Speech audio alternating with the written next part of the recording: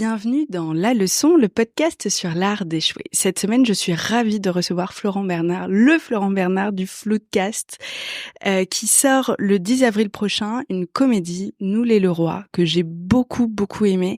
Et je trouve qu'à l'heure actuelle, on manque cruellement de comédies à la française qui font à la fois rire, réfléchir, qui touchent.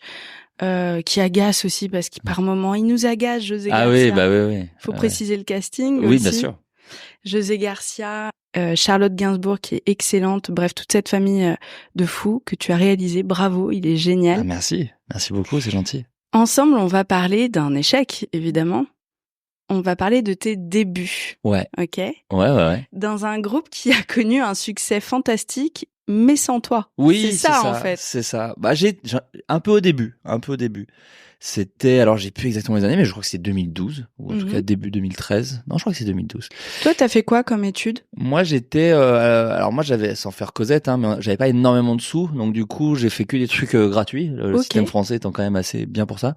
Donc j'ai fait une fac spécialisée un peu ça s'appelait art et technologie, je crois, un truc comme ça, et art et technique, et du coup c'était une fac de ciné entre guillemets. Mais t'étais déjà là-dedans. Toi. Ah ouais, bah moi je savais pas trop quoi faire d'autre, et puis c'était un petit peu le deal avec mes parents qui étaient en gros t'as 2 ans pour réussir dans ce truc-là, et parce que sinon ça va être compliqué. Donc j'ai eu les bourses, les APL, enfin voilà, tout le système pour pouvoir un peu avancer. J'étais pas à Paris même, j'étais à Marne-la-Vallée. Paris même c'était trop cher, et l'école était à Marne-la-Vallée également, et donc j'ai fait ça pendant, en fait, pour apprendre un petit peu, mais le vrai but c'était de toucher à du matos, parce que c'était quand même une fac de prix, voilà, plus. c'est ça. Oui. Sauf que eux, en fait, ça c'est quand même la petite anecdote, ils se sont fait cambrioler l'été avant que j'arrive, et donc du coup ils avaient aucun matos sauf les ordis avec des logiciels. Donc ça c'est pas mal quand même. Je vais enregistrer un podcast avec eux. Ouais, c'est ça. Bah là franchement les pauvres, pas de bol. Et donc du coup voilà, mais la fac, ce qui est cool, c'est que je sais pas si c'est, en tout cas celle-ci, je sais pas si elle a été très utile dans ma technique pure, mais ce qui est super avec la fac, en tout cas quand c'est une fac que t'as envie de faire, quand t'es pas trop perdu dans la vie, parce qu'il y a des gens qui le sont, t'es entouré de gens qui veulent faire la même chose que toi. Tu te fais un groupe. C'est ça. Et du coup c'est cool parce que tu parles de ta passion tout le temps avec des gens tout aussi passionnés que toi. Ça c'est assez vivifiant, je trouve. Et donc voilà, j'ai fait ça, mais le but de tout ça, c'était d'avoir un stage, puisque quand t'es en fac, tu peux avoir un stage conventionné. Et du coup, j'ai pu avoir un stage auprès de, comment ça s'appelle, Golden Show, pardon. Le Golden Show, qui était l'émission de Davy Mourier et Monsieur Paul. Tu t'es bien démerdé pour un stage. J'ai eu de la chance aussi, parce qu'en vérité, c'était une période où Internet commençait à peine à se professionnaliser. Et très vite. Ouais, 2012. Bah, c'est ça, mais là, c'était même 2011, je crois. Il y a pas Instagram, il y a pas Non, pas du tout. Pas du tout. Mais il y a même pas vraiment YouTube, en vérité. C'est surtout Dailymotion à ce moment-là.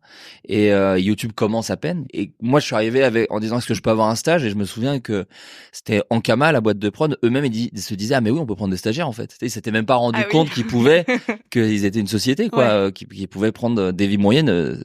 Il s'est dit, ah oui, merde, je peux prendre un stagiaire. Et du coup, j'ai commencé comme ça. Et après, ça a été très vite parce que donc cette émission qui s'appelait Golden Show avait un espèce de succès, mais c'était pas ultra connu, mais c'était très connu au sein des milieux, gens qui font de l'humour, gens qui font de l'internet, etc. Puisque tout le monde venait participer, venait faire les guests. Et du coup derrière, il y a eu, j'essaie de te la faire un peu vite, hein, mais Golden Moustache et Studio Bayol qui se sont lancés en même temps avec plein d'autres trucs qui ont disparu depuis. Et en gros, ils ont cherché des gens. Et moi, j'ai dit, à ce moment-là, le Golden Show s'arrêtait. Donc, j'avais plus de travail. Et j'ai écrit une dizaine de sketchs en disant, moi, si vous voulez, je peux être auteur chez vous. En plus, je fais aussi, vu que je suis stagiaire, je peux faire des petits trucs techniques, cool. Le monteur, etc., etc. Et ils ont lu ce que j'ai fait. Ils avaient beaucoup d'auteurs au début. Franchement, je pense qu'on était une quinzaine.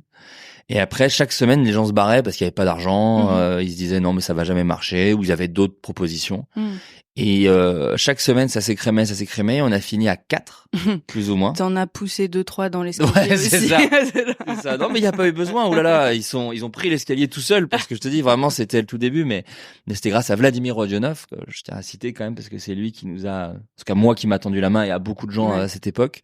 Et Adrien Labastière, qui était le créateur de ce groupe, qui était Golden Moustache, qui en gros était une tentative d'M6 enfin pas une tentative d'ailleurs, parce que c'est vraiment Adrien Labastière et Vladimir qui sont allés voir M6 en disant, vous pouvez peut-être financer sur Internet une espèce de laboratoire Ils étaient d'humour. tellement smart. Ouais, bah ouais.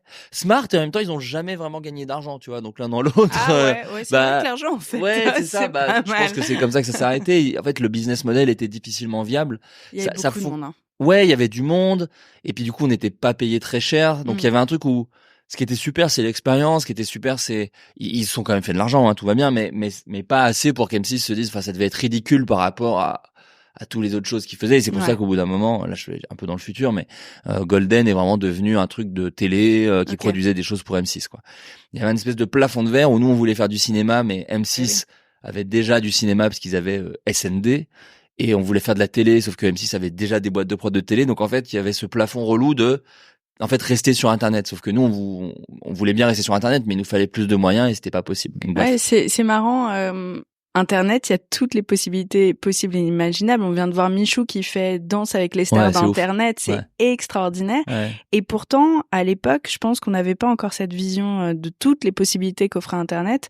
Tout le monde voulait partir d'Internet. En fait, tout le monde était sur Internet pour en partir. C'était un tremplin. Ouais. C'était vraiment ça, parce que le métier n'existait pas et le business model était pas viable. Est-ce qu'on parlait de business model? Oui, voilà, non, mais c'est ça. Tu ne connaissais pas le terme. En l'occurrence, M6 et Golden Moustache avaient un peu ce truc-là, alors sans aller tout de suite dans le truc technique argent, mais nous on était payés à la vidéo et qu'importe le succès. Ah ouais. Ce qui était en vrai très cool sur le papier, parce que on pouvait prendre tous les prises de risque qu'on voulait.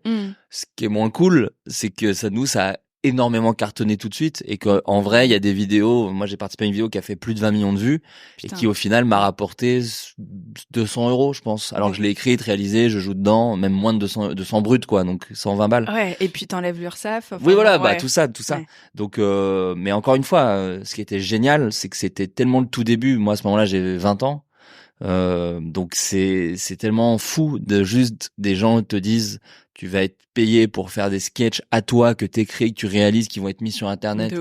Tu vois, tu vas badger à M6. Donc nous on était un peu des petits rebelles entre guillemets, donc on se disait ouais, vas-y la télé nique sa race, mais en même temps on était content. Ouais, mais bah ouais, parce que on surtout à cette époque-là, on se prenait un peu pour des, comment dirais-je, un peu comme un groupe de rock, quoi. C'est-à-dire que t'as envie d'être écouté, d'être vu, mais en même temps, t'as tellement peur que la télé te vole ta liberté. Ouais. Bah, on avait entendu tellement de gens, tu sais, c'est l'histoire, il y a une histoire un peu dans le monde du divertissement, c'est ce qui arrivait aux inconnus. Donc, Bourdon, Légitimus et Campan. Ouais. Il y avait un truc de, ils se sont embrouillés avec leurs producteurs et donc ils pouvaient plus vraiment faire des trucs ensemble. Les inconnus, le nom leur appartenait pas, etc. Ah bon? Ouais. Avec Paul Lederman. Et du coup, on a tous été dans le milieu d'écriture et tout, traumatisés par cette anecdote, et donc du coup on était toujours très frileux, et c'est même pour ça qu'on a créé avec du coup les 3 autres qui restaient avec moi, Raphaël Descraques, Vincent Tirel et Julien Josselin, on a créé Suricat, qui était en gros notre groupe au sein de Golden Moustache, parce qu'on voulait pas se mélanger avec les autres, non pas qu'on les aimait pas, mais on voulait pas être l'image de Golden Moustache, parce que nous, il y avait les Hernadettes, il y avait Yacine et Dedo qui faisaient l'histoire racontée par les chaussettes. Voilà, il y avait plein de choses. Je rigole parce que tout est sérieux et à la fois l'histoire. Et c'est n'importe quoi. Oui, non, mais bien sûr. Mais c'est, en fait, moi, c'est ça que j'ai préféré dans cette période-là. J'ai beaucoup de nostalgie pour cette période-là parce que c'était le début de notre professionnalisation, non, mais on faisait des vidéos de gars de 20 ans, donc la moitié parlait de branlettes et de trucs comme ça, mais en même temps, d'un coup, on avait des caméras et cette espèce de mélange étrange était assez rigolo à vivre. Florent, vous jouiez, ça se dit? Ouais, moi je le dis en tout cas. Oh, d'accord, donc je te suis. Me rassures. Merci. Merci de me mettre à l'aise. Vous jouiez au grand en fait. Ouais, mais en faisant des trucs d'ado, quoi. Oh, le rêve. C'est ça, on a fait un sketch sur les super-héros, on a fait un sketch sur les jeux vidéo, donc ça restait quand même des trucs, on se mettait des fausses moustaches, des perruques. Non, mais le rêve. Ouais, et en même temps, on pouvait faire ce qu'on voulait, parce que ce qui était génial, je vais peut-être un peu dans le désordre, hein, t'hésites pas à me reprendre, mais ce qui était génial, c'est que vu que ça a marché très vite, personne comprenait pourquoi ça marchait, même pas nous. Donc du coup, on nous laissait faire ce qu'on voulait, parce qu'il y avait un truc où Golden Moustache a dit, en fait, on sait pas pourquoi ça cartonne, donc continuez. Et donc quand on a les Suricat, c'est ça? Alors Suricat, au tout début, c'est vraiment Raph Descraques qui a eu l'idée d'un sketch Je vous parle d'une autre époque, hein, parce que donc, vous allez voir, tous les sketchs parlent de cul de près ou de loin, parce qu'on était un peu, on était des jeunes gars de 20 ans, bon bref, et c'était le jour où la terre s'ébranla, et c'était en gros, dès que tu te masturbes, ça tue quelqu'un. Voilà, c'était le sketch de Raph, voilà. C'est pas un concept de film, mais sur un sketch ça marche bien, et c'était vraiment son idée. Et nous, le trigger warning. Ouais, mais je le mets toujours un peu parce que voilà. Ouais. Mais c'était absurde, hein. Il y avait pas de, c'était surtout très bête. C'était ça qui nous faisait rire. Et c'était vraiment le sketch de Raph. Et nous, on est venu aider parce que, voilà, on aimait beaucoup Raph. Moi, je l'avais déjà rencontré avant, via le Visiteur du Futur où j'avais été monteur. Bref, je te passe les détails. Et c'est vraiment le sketch de Raphaël. Julien joue dedans. Il y a aussi Vincent. Moi, j'apparais vite fait. Et, on porte les cams, on aide, on donne vraiment un coup de main, quoi. Et, en fait, celle-là, dès le début, cartonne. Okay. Mais elle cartonne à l'époque. Donc, comme tu dis, il n'y a pas vraiment Instagram. Il y a un peu Twitter. Mais cartonner à l'époque, ça veut dire partager sur Facebook par des gros noms, entre guillemets. Et bien sûr. Et moi, je me souviendrai toujours le moment où le Palmachot nous l'a partagé, ou 10 minutes à perdre l'avait mis sur son site. Et là où ça nous a vraiment échappé, c'est que des sites étrangers l'ont repris. Et d'un coup, il y avait une chaîne YouTube chinoise qui avait chopé la vidéo, il l'avait toute sous-titrée, et elle faisait des millions sur la chaîne YouTube chinoise, parce que YouTube était moins contrôlé, les gens pouvaient assez facilement réuploader tes vidéos sans que tu dises, bah non, ça m'appartient. Et ça a fini sur, à l'époque, un site qui s'appelait 9gag, qui existe peut-être toujours, qui était ma passion. Bah voilà, qui était le site où on traînait pendant des heures et des heures. De ouf. Et tu te rappelles de Brain Magazine, les gens que oui. plus compte, moi c'était ma folie. Ouais. Mais il y a des sites comme ça. Moi, la dernière fois, c'est rigolo, j'en parlais avec un pote. Nous, on zonait devant le Zap de Spion. Qui était un espèce de truc de... Mais parfois, c'était un peu... Ah, c'était pas ouf, hein, mais c'était vraiment quand tu te faisais chier avec tes potes, il était 2h du mat, c'est comme regarder Vidéogag ou le zapping, hein, et on traînait devant, et c'est ça, et on traînait devant pendant des heures et des heures à se les enchaîner, vraiment, en étant le cerveau cuit. C'était quand même une sacrée époque, il y avait chat roulette et tout, enfin, il y avait des trucs, tu sais, un peu où t'es là aujourd'hui en mode bon. Ouais, c'est ça. Bah, c'était. Il y a eu un vide spatio-temporel. Ça va tellement vite, en fait, et il y avait un côté Far West aussi, où il y avait plein de choses qui arrivaient en même temps. Ça. Et nous, ce qui était vraiment génial, c'est que, la liberté était totale. Parce que quand ils repensent aujourd'hui, même avec les règles de YouTube, je pense que les gens diraient, même la boîte Golden dirait, bah non, on va pas être monétisé, parce que ça parle de sexe, parce que vous faites semblant de vous branler pendant 4 minutes de vidéo. Donc, tout ça, en fait, c'est rigolo. C'est un truc qui aujourd'hui, existerait plus trop, je pense. Et donc, dès le départ, tu le dis, ça cartonne, ça vous échappe même. Ouais. Mais c'est vraiment le succès de Raphaël à ce moment-là. Nous, on est à côté, mais vu qu'on s'est plutôt bien entendu et tout, on crée sur iCat à ce moment-là. On fait un petit teaser et très vite, on se met à faire des sketchs avec ce truc où on n'est pas non plus les inconnus ou les nuls, c'est-à-dire que chacun a son sketch et les autres aident la personne à faire son sketch. Voilà, Raphaël avait fait un sketch sur ce qui s'appelait les métiers invisibles, qui était un truc un peu poétique, absurde, sur en fait tous les trucs un peu automatiques de la vie, c'est des vrais gens qui font ce taf-là. Julien Josselin avait eu l'idée de Movie versus Life, qui était en gros, tu voyais des situations un peu clichés de film et que tu voyais sonner dans la vraie vie, donc je dis n'importe quoi. Quand il y a une énorme explosion sans te retourner au cinéma, tu vois, c'est très classe. Sauf que dans la vraie vie, ça te crame la moitié du dos, etc., etc. Donc voilà, c'était Movie versus Life. Et moi, j'avais fait des trucs à moi, comme j'avais écrit un truc qui s'appelait le syndrome post-rupture, qui était un espèce de court métrage sur le fantôme de ton ex, en gros, quand t'es avec une nouvelle personne, etc., etc. Et on en avait fait tous chacun. Et il y avait 2-3 sketchs où on travaillait ensemble. Et notre plus gros succès, c'est un sketch qui s'appelle La vie sexuelle des jeux vidéo, qui était en gros un sketch à carton. Donc c'est comme ça qu'on appelait ça. C'est un sketch où tu mets en gros Tomb Raider, situation de sexe dans Tomb Raider. GTA, situation de sexe dans GTA. Et ça, pour le coup, ça a été vraiment notre plus gros succès, qui a été partagé partout, qui nous a complètement échappé, qui était vraiment le sketch de Raphaël, des Cracks et de moi. Mais Vincent mettait des vannes, Julien aussi, c'était notre vrai travail de groupe. Putain, c'est quel kiff de bosser entre potes. Mais sauf qu'en fait, et c'est ça qui est rigolo, c'est qu'on n'était pas potes à la base. Mais on s'entendait bien. C'était un coup de chat, ça a fonctionné professionnellement et vous vous êtes dit go? C'est ça. C'est-à-dire qu'en fait, on s'entendait bien, on avait un peu les mêmes refs. Mais j'étais pas ami avec eux avant, en fait. C'est juste c'est pour ça que j'ai commencé en disant on était d'abord 30 et après ça s'est écrémé. C'est on s'est pas pris dans la main en disant venez les gars, on fait des sketchs. Et je pense que c'est ça qui a amené l'échec dont on va parler. Voilà, donc on fait ça se passe bien. Et déjà, moi je sens que je suis un peu à l'écart. Mais moi, vu que alors on a mis un mot depuis sur ce truc-là, le syndrome de l'imposteur, tout ça. Vu que je me sens jamais de toute façon à ma place, je me dis bon, ça doit être moi. C'est pas grave, voilà. Mais c'est vrai que je me sens moins dans le groupe. Je me rends compte que Raph Descraques, il veut rarement jouer dans mes sketchs, que lui, il me prend jamais dans les siens. Je m'entends bien avec Julien et Vincent, mais pareil, je me sens un poil à l'écart. Mais vu que, comme je t'ai dit, chacun faisait un peu son sketch et les autres aidaient, ça me choque pas outre mesure, quoi. Je me dis oui, bon, bah c'est normal, quoi. En vrai, on n'est pas amis. Ouais, tu sens le truc, en fait. Je pense que t'as l'intuition, et puis factuellement, si t'es pas dans les sketchs des uns des autres, ou en tout cas moins, c'est une réalité. Sauf que toi, tu dois te dire, c'est moi qui fabule, j'ai pas assez confiance en moi. C'est ça. Et puis c'était un peu le deal de base, c'est que chacun faisait son sketch, donc je me voyais pas commencer à dire, les gars, vous me faites pas jouer, d'autant qu'en plus. Ça fait désespérer, surtout. Oui, non, mais on n'était pas un groupe de comiques, quoi. Donc, et en plus, honnêtement, sans aucune fausse modestie, ils étaient vraiment bien meilleurs acteurs que moi, tous. Et d'ailleurs, ils ont tous fait une carrière là-dedans. Donc moi, j'ai arrêté. Donc il y avait en plus un espèce de truc de, je comprends aussi que vous me fassiez pas jouer parce que je joue pas bien. Donc moi, je pensais que c'était plus ça. J'apprendrai plus tard que c'était pas que ça. Et donc on avance, et puis au bout d'un moment, je me rends compte que Raph, il en a vraiment plus rien à foutre. Raph Descraques n'a plus rien à foutre de mes sketchs. Vraiment, il donne plus d'avis, il vient même plus aux réunions, il s'en fout, il vient pas sur les tournages. Ça doit pas être facile, et sur le moment, voilà, c'est un peu dur, surtout que moi, c'était celui que je connaissais d'avant. Et donc là, je sens qu'il y a un truc, mais l'autre chose qu'il faut quand même dire, c'est que vu qu'on a tous un peu 20 piges, alors il y en a un peu, Julien et Vincent sont un peu plus vieux, mais Raph et moi, on a le même âge. Et on n'est pas très à l'aise socialement. Et en vrai, on est deux énormes lâches aussi. C'est-à-dire qu'à l'époque, je pense qu'on se le dit pas, mais on est des lâches. Et donc, en fait, il y a un problème, mais on veut pas l'affronter. Et donc, la situation s'envenime dans le sens, mais en fait, elle pourrit. Le mot pourrir est vraiment bon parce qu'on s'engueule jamais, mais juste on se parle pas. Lui, il me fuit du regard. Il y a vraiment des trucs un peu chelous.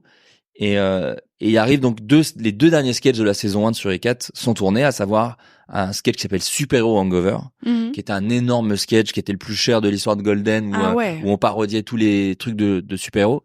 Et ce truc-là, je vis très mal parce qu'en fait, je participe à avoir l'idée, je me souviens très bien, qui était un peu différente, mais qui était en gros des espèces d'idées communes entre Raphaël, Julien et moi.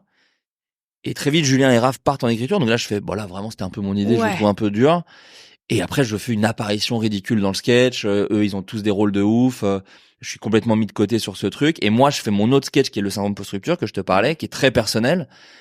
Et Raph vient pas sur le tournage. Et je vois des images de making-of où il chie sur le sketch. Oh, c'est dur. Ouais, c'est dur, mais vous avez 20 ans et tout. On a 20 ans et puis je te dis, je vais revenir dessus après, mais bien sûr. Tout va, enfin, tu vois, encore une fois, il y a plein de trucs que j'ai merdé aussi de pas vouloir en parler aussi, de pas sentir le truc. J'ai juste de l'empathie pour toi parce qu'effectivement, je me rappelle bien de ma vingtaine où en permanence on a peur de déranger. C'est quand même on arrive dans la vie pro, on doit se mettre en avant, mais on n'a pas encore vraiment tout à fait la confiance en soi pour ni l'expérience. Enfin, c'est pas évident. J'imagine que t'en parles pas pour pas faire de vagues, pour pas déranger. Oui. Ce qui, avec le recul, est dommage et effectivement aurait pu être réglé de meilleure façon. Mais je te comprends, tu vois. Mais ça a fini par l'être. C'est-à-dire que du coup, je fais mon court-métrage et la chance que j'ai, c'est qu'il plaît.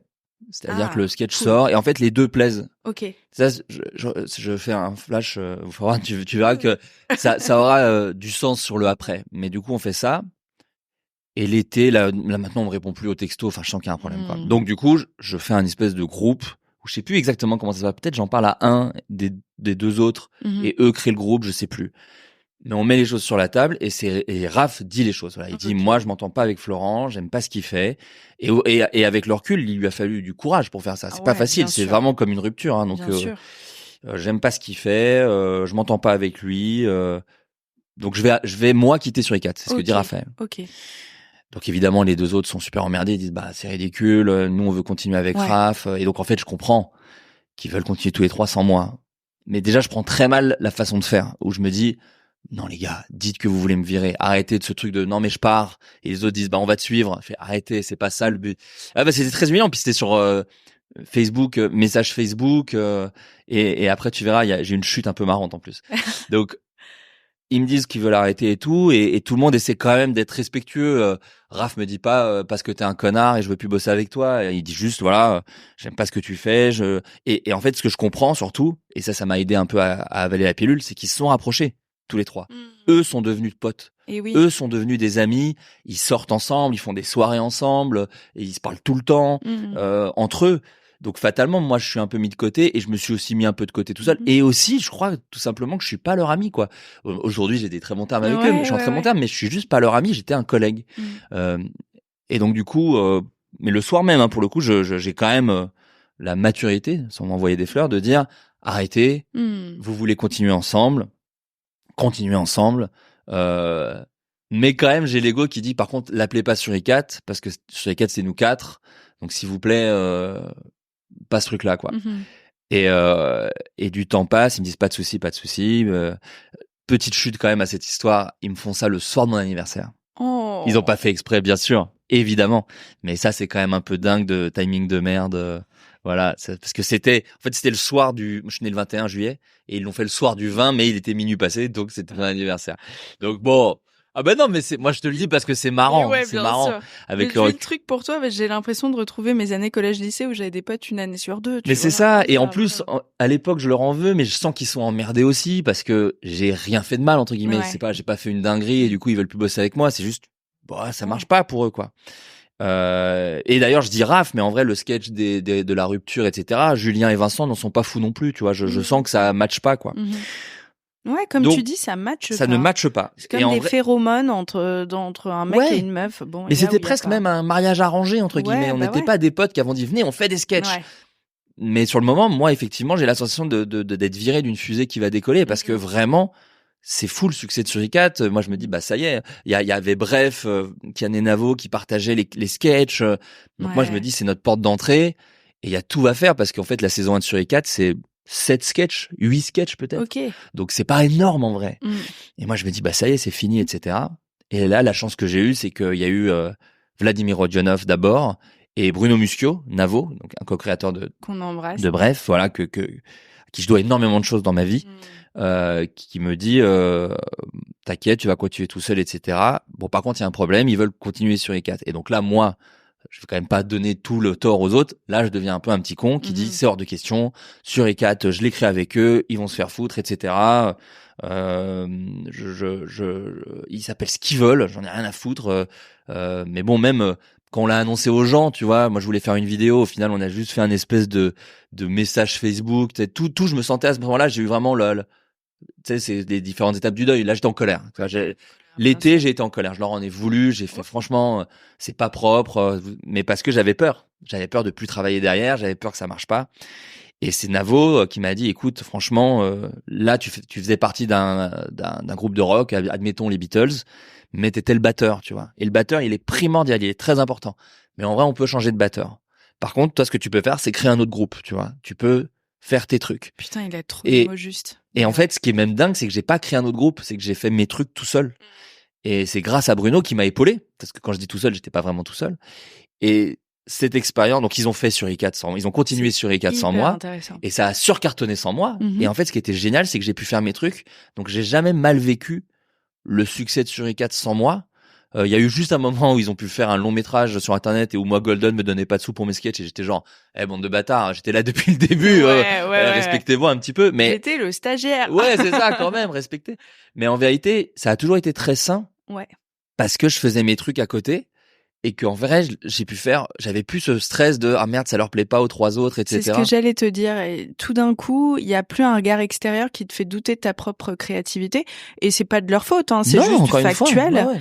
Ça a dû en fait t'apporter une liberté, une sérénité et peut-être encore plus de créativité en fait, parce que t'avais une créativité pour prouver aux autres ton appartenance, le fait que tu sois aussi cool. Regardez, je peux être drôle. Ouais. Tout d'un coup, juste t'as de la créativité pour toi.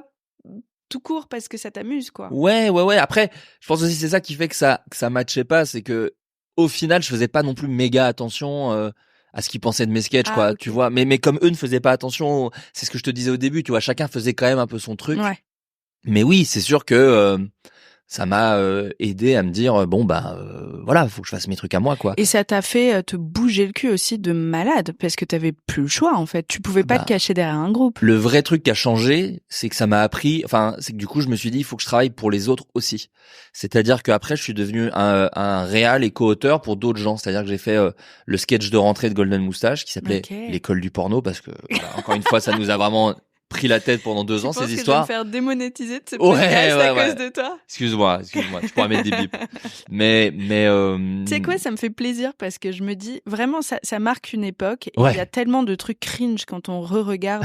Bah ouais. Mais c'est fantastique parce que vous avez tous bien évolué. En fait. Bah oui, c'est sûr. Et tu vois, on a le droit d'évoluer, on a été cons. Moi-même, j'ai fait une vidéo il y a 2 jours sur le fait de réécouter TTC en 2024 où t'es là, ouh. Ah bah oui, il y a des choses, oui. Alors que moi, j'avais pas touché même avec un bâton un mec à l'époque et j'étais là, c'est ma musique. Ouais, c'est ça, bien sûr. Bon, on a tous évolué, quoi. Bah oui, bien sûr. Et puis, et encore une fois, l'âge, quoi, tu vois. Moi, à ce moment-là, j'ai 21, du coup, tu vois. C'est quand même tout petit, quoi. Ouais. Et en plus, Internet, on n'avait pas la connaissance, tu vois, la force d'Internet, ce qu'est Internet, etc. Tu vois, ça a pas la même place. C'était il y a plus de 10 ans, quoi, maintenant. Bon, bref. Et arrête de souligner l'âge à chaque fois. Désolé, ça met une sale ambiance. Et du coup aussi, ce que j'ai fait, c'est que j'ai réalisé des sketchs d'autres gens. J'ai réalisé les premiers sketchs d'Adrien Méniel. J'ai réalisé, j'ai réalisé des sketchs pour Hakim Omiri.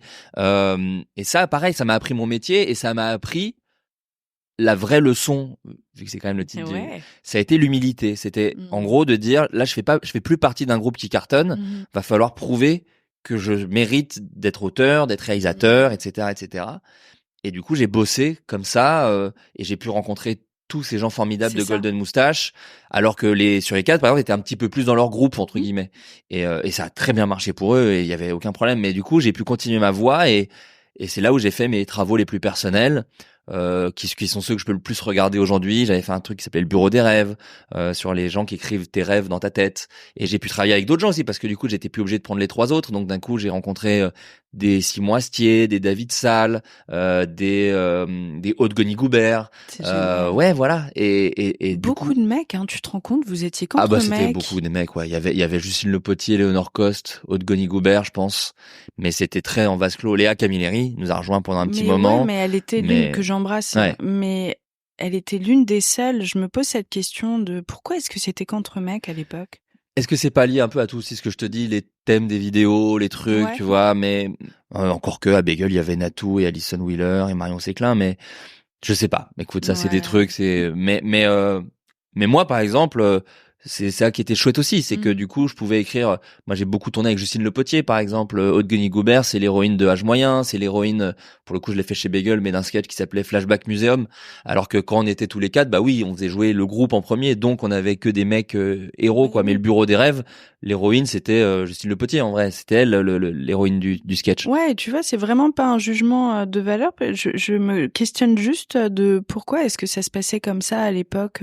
Mais est-ce qu'on se posait même la question à l'époque? Moi, je pense que c'est ça. En tout cas, chez les mecs, je peux te le dire, c'est sûr que ça se posait pas des masses la question. Ouais, et puis je pense qu'il y avait aussi un manque de curiosité, nous, de notre côté, c'est-à-dire qu'on en connaissait 3-4 et qui étaient super, qui étaient notre copine. Non, mais tu vois, et puis c'est les trucs, c'est toujours l'excuse qu'utilisent les mecs, c'est de dire, bah, j'en connais pas, tu vois, qui est toujours un peu l'excuse. Donc, en fait, nous, on restait avec les gens qu'on connaissait. Ouais. Et c'est vrai que la plupart venaient du Palma Show ou du Visiteur du Futur. Il y avait pas la curiosité. C'est logique. Et en même temps, dès qu'il y avait une nana qui faisait des trucs, on avait envie de tourner avec elle. Bah, pour le coup, Léa Camilleri, elle avait fait sa chaîne Léa encore Junior à l'époque. Elle est géniale. Et du coup, d'un coup, tiens, il y a une meuf qui est marrante et qui joue. Bon bah viens, on essaie de la voir, quoi. Mais effectivement, il y avait pas beaucoup. Bon, ça aussi, ça a vachement bien évolué, et ça fait trop plaisir. Ouais, je crois. Il y a encore des choses, hein. Ouais, c'est ça. On n'en y est pas. Il y a encore du taf, mais enfin, ça va dans le bon sens, quoi. J'espère. Et donc voilà, et Navo m'a beaucoup aidé, et aujourd'hui j'ai pu faire mes trucs, et ce qui est bien, c'est que même avec Sur les 4, vers la fin de la saison 2, où moi je faisais mes sketchs, Vincent Tirel a joué dans un de mes courts-métrages, je suis resté en bon terme avec les 3, et je tiens à le dire parce que je lui ai un peu chargé le dos, encore une fois, on était jeunes avec Raph, et Raph est venu me voir, s'excuser, et c'est très difficile de venir et s'excuser, de dire ça j'ai mal fait, et il l'a fait très gentiment, et c'est pour ça qu'aujourd'hui des fois dans mon podcast et tout j'en blague parce que au final ça m'a vraiment beaucoup appris. Alors moi c'est un truc que je tiens à dire aussi parce que je trouve qu'on le met un peu sous le tapis parfois dans les podcasts. J'ai eu de la chance J'ai eu beaucoup de chance. Elle est primordiale, la chance dans ce truc-là. Et j'ai été épaulé par Navo qui me dit non, ce que tu fais, t'as pas besoin d'autres gens, de Vladimir qui du coup était, parce que moi j'écrivais avec des gens qui me faisaient des retours, les autres sur les 4, ils me faisaient quand même des retours sur mes textes. Donc Vladimir Rodionov sur le bureau des rêves m'a dit mais n'hésite pas à aller plus loin dans l'émotion, t'as le droit d'y aller en fait. Et au final, c'est ce qui m'a rendu le plus en accord avec ce que je voulais faire. Ça t'a autorisé, en Exactement. quelque sorte, ouais. Exactement. Et ce qui est chouette, c'est que encore une fois, Vincent joue dans mon film, Julien Josselin, je le croise assez régulièrement. Raph, je suis allé voir le Visiteur du Futur, j'ai envoyé un texto en sortant. Ouais. On est encore en contact et ça se passe bien en tout cas. Et encore une fois, on était tellement jeunes, on avait 20 ans. Vous étiez tellement jeunes et je trouve que tu vois, avec le recul, elle fait sens cette histoire parce que là aujourd'hui, c'est le Florent qui est réalisateur que je reçois. Toi, t'as fait une école pour réaliser à la base, et tout d'un coup, on te mettait, et c'était génial, mais on te mettait acteur, et puis t'aurais peut-être poursuivi ailleurs, en fait, ta carrière en oubliant ton rêve premier. Ben, ça t'a autorisé à te relancer sur le sujet, et aujourd'hui, tu vois, ça a bien fonctionné. Et je crois vraiment que c'est ce truc vu qu'on est sur un podcast de l'échec, je crois que c'est vraiment ça qui m'a appris aussi. Et du rebond, s'il te plaît. C'est pas sponsorisé par Prozac non plus. Mais justement, c'est ça qui est marrant, c'est que ça m'a appris à pas forcément. Il s'appelle Boîte Noire. Tu sais, c'est ça, le truc glauque à souhait. Non, mais et je parle des trucs professionnels parce que dans les trucs personnels, c'est encore autre chose. Mais dans les échecs professionnels, parfois. En tout cas, moi, c'est la chance que j'ai eue. Ça apporte autre chose, effectivement.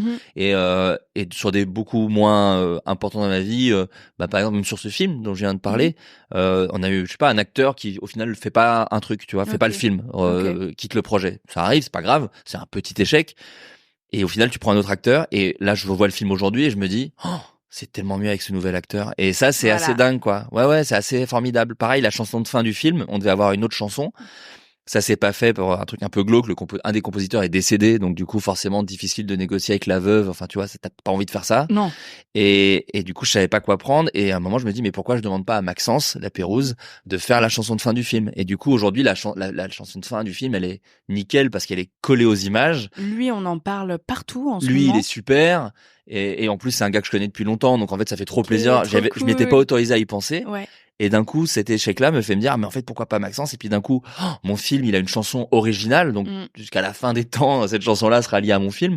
Et tu vois, et c'est génial, quoi. Et du coup, ça me permet, en tout cas, de relativiser. Ça veut pas dire qu'à chaque fois, malheureusement, il y a des échecs où il y a pas forcément des rebonds. Et puis on n'est pas parfait, quoi. C'est ça. On n'est pas là pour dire, j'adore échouer. Ouais, non, mais bien sûr. Mais ça permet de relativiser. Exactement. Et puis c'est intéressant ce que tu dis. Et je pense qu'il faut le rappeler parce que, mais même si je le dis 100 fois, on va quand même oublier. On peut pas voir ça sur le coup. Et lorsqu'on vit un échec, on peut pas déjà se pousser en avant en se disant mais enfin il faut que je trouve une raison à tout ça. Parfois ça prend des années. Là ça a pris presque 10 ans pour te dire putain c'est fou comme la boucle est bouclée. Ouais. Non. Et puis et je l'aurais pas vu tout seul. C'est pour ça que je te parlais de Navo qui me parle de la métaphore du batteur parce qu'en fait sur le moment, mais je te dis quand j'étais en colère contre eux, je pense j'aurais pu. Ils ont déposé le nom sans me demander, etc. Je pense j'aurais vraiment pu faire des bêtises, quoi, tu vois, de dire ah bah avocat, enfin tu vois, alors que j'avais 21 ans, alors ça n'avait aucun sens. Non mais vraiment, tu vois, parce que t'es tellement dans ton truc, déçu, en colère, c'est l'été. T'as envie de prouver, t'as envie de compenser. Et puis c'est arrivé l'été, donc en plus c'était vraiment un truc de, on vient de finir une année cool. Ouais. Qu'est-ce qui va me donner l'année prochaine? C'est d'un coup, vous venez de me couper tout le futur, quoi. Qu'est-ce que je vais faire en septembre? Parce que là, à ce moment-là, je survis grâce à la Golden Moustache, qui me paye, mais qui me paye un loyer, de 400 balles par mois, à Marne-la-Vallée. Enfin, tu vois, je gruge, à Golden Moustache, je gruge encore le RER, moi, parce que j'ai pas les sous pour pouvoir le payer. Donc, encore une fois, je fais pas Cosette, mais je suis pas, on est connu, mais on n'est pas riche, quoi. Ouais. Donc, du coup, de quitter ce truc-là, même moi, ça, je me dis, mais du coup, j'ai plus aucune valeur, donc je peux plus négocier en hauteur. Tu vois, je vais être moins payé pour les sketchs parce que quand je faisais partie de Suricat, c'est Suricat qui était le groupe qui marchait parce que faut pas se leurrer, hein, si ça a cartonné Suricat, c'est aussi beaucoup grâce aux trois, enfin c'est nous quatre quoi, mais c'est aussi du coup les trois autres. Et puis aussi, tu dois te dire, est-ce qu'on va parler sur moi? Comment est-ce que quand j'arrive dans une pièce, comment on va me regarder? C'est drôle que tu dis ça. Est-ce que je vais être le loser de service? Mais ouais, mais c'est drôle que tu dis ça parce que j'ai un ami, Axel Malivernet pour pas le citer, avec qui du coup j'ai travaillé plein de fois par la suite. Par derrière, j'allais dire. Mais j'ai aussi travaillé par derrière. Non, par la suite, et qui est le directeur artistique du studio Bagel. Pardon, je suis encore dans la vanne. Non, mais qui était le directeur artistique du Studio Bagel et avec qui on a fini par travailler ensemble et ça s'est passé très bien. On a fait je sais pas combien de sketchs ensemble. Et un jour, il m'a dit, mais moi au début, je voulais pas travailler avec toi parce que quand un groupe continue sans quelqu'un, tu penses que c'est la faute du quelqu'un et c'est logique en fait. Et du coup, il me disait, moi, je pensais que t'étais relou, que t'étais pas bon. Diva, Oui, voilà, tu vois, à qui c'est pas facile de travailler parce qu'il y avait un groupe à 4 et les 3 ils continuent et lui il y est plus. Donc forcément c'est lui la brebis galeuse entre guillemets. Donc t'as complètement raison, tu te dis ça quoi et en fait c'est même la vérité parfois. Je suis les gens pensent contente ça. que tu l'aies entendu mais que quelques années plus tard. Ouais. Tu vois ce que je veux dire? Bien sûr. Sur le coup ça a fait beaucoup. Ouais, je pense que c'est horrible mais tu le ressens en fait, tu le sens un peu, tu te dis merde et c'est encore une fois sans donner des grandes leçons mais c'est ça aussi qui m'a motivé à me dire travaille pour les autres, prouve ta valeur auprès de toi-même et des autres. Et au final, j'ai plus appris pendant les années sans Suricat que l'année avec Suricat. Et même, je pense que les gars, je veux pas parler pour eux, ils sont du coup habitués à un espèce de truc où c'était eux qui géraient tout, où ils pouvaient tout gérer. Et du coup, ça a peut-être pu être plus difficile derrière de travailler avec d'autres gens, etc. Parce qu'ils avaient tellement l'habitude de tout contrôler et ça leur réussissait tellement bien.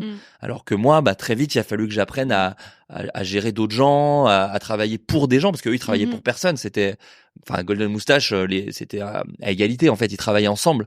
Moi, j'ai travaillé pour des gens, pour des auteurs qui voulaient que le sketch soit réalisé comme ça. Ensuite, très vite, j'ai été auteur pour Bloquer. Donc j'ai écrit pour des gens, en fait. Ça, c'était, ça, c'est une de mes plus belles expériences de ma vie, ça. Parce que j'écrivais avec des gens dont j'étais fan, avec le même état d'esprit que moi, et on devait juste trouver des blagues. Des gentils, en plus. Et des gens adorables. Et moi, à Orelsan, j'écoutais ça au lycée, quoi. Donc, en plus, il y a un truc j'étais méga impressionné, et en même temps, ils étaient tellement gentils. Et c'était, encore aujourd'hui, Yannou les Leroy, et Bloquer reste une de mes plus belles expériences parce que c'était que du kiff. C'était que du kiff. J'ai aucun mauvais souvenir sur Bloquer. C'est fou, hein, alors que vraiment, moi, je suis très libre avec ça. Mais honnêtement, Bloquer, ça ne s'est jamais mal passé. J'ai adoré de A à Z. Ouais. Écoute, moi je trouve que c'est génial ce que tu as vécu parce que ça t'a tout de suite apporté une vraie humilité et aussi une envie de prouver ta valeur par le travail et non pas par qui tu es médiatiquement. Par l'aura du truc. Exactement. Et ça, c'est génial et c'est hyper important pour durer aussi et tu le prouves. Donc, c'est trop chouette. Ouais, en tout cas, j'en suis content et aussi, j'ai eu la chance que ça soit arrivé très tôt, très jeune. C'est exactement ça. Ça, c'est important. Et avec des gens qui, au final, encore une fois, comme je dis, parce que je veux quand même le répéter, qui sont venus après vers moi s'excuser. Très intelligent aussi. Très intelligent et en vrai très mature parce que même me jarter, tu vois, encore une fois, Raph, il a eu du courage, hein, parce que on aurait pu laisser ce truc pourrir. Je pense qu'il rêvait que je parte de moi-même, mais au final, il a eu le cran de le faire et voilà. Et c'est pas rien. Encore une fois, on était tout jeunes, quoi. Ouais, c'est clair. Ah, c'était trop. J'ai adoré cet épisode. Ah merci. J'ai pas trop parlé. À un moment, c'était un peu en monologue. Mais... Ah, j'aime pas quand les gens parlent sur un podcast. Non mais bon. Le silence, cool. On va faire de la SMR. Qu'est-ce que je vais dire? Nous, les Leroy, ça sort le 10 avril, donc mercredi prochain. Allez le voir. Il va pleuvoir en plus. Que faire? J'espère. On croise les doigts. On fait des danses de la pluie. Non mais ouais, ça sort le 10 avril toi aussi. Depuis janvier, c'est ça. Non, c'est un film qui est génial. Bon, les acteurs sont fantastiques et eux aussi, ils sont vachement sympas. Et je trouve que c'est tellement important, big stars comme eux, d'être des gens gentils. Honnêtement, moi j'ai croisé dans ma courte carrière des gens pas sympas et maintenant ça devient plus important pour travailler parce qu'en fait ça pourrit tout. Ça pourrit l'œuvre finale en vrai. Hein. C'est pas juste je travaille avec des cons mais ça vaut le coup parce que le résultat. Moi je trouve que ça pourrit l'œuvre finale parce que même moi j'ai t'es dégoûté après. Ouais, et puis tu te bats tout le temps. Moi j'ai pas envie de me battre. En tout cas, tu dois tellement te battre sur plein de choses quand tu fais un film.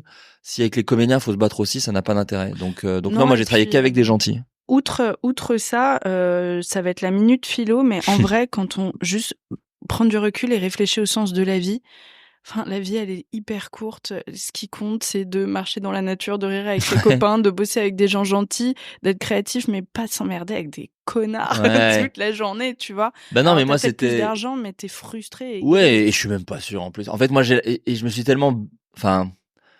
c'est tellement, moi je remercie toujours je sais pas quoi parce que je crois pas, je suis pas très croyant mais je suis tellement satisfait de là où j'étais en train de me dire je sais pas quoi, c'est un monothéiste. Ouais, c'est ça.